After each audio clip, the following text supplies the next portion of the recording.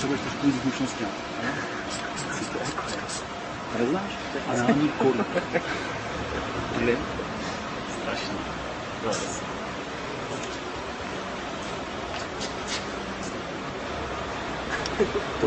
Použiješ lubrikant.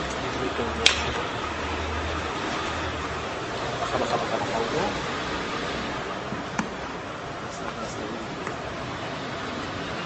Tak a potřebuješ se na přesný místo, který ti pak ještě ukážu. No?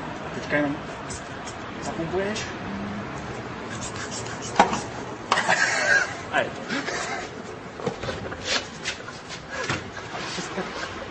To je frája. OK.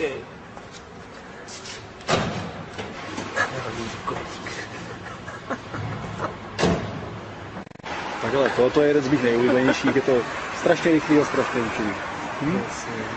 Při použití musíme trošku naslinit. Co s tím chceš dělat? Uvidíš. Tak jdem.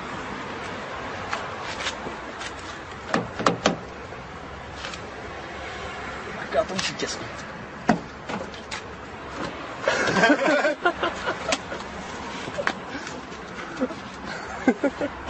Není tady ani noha.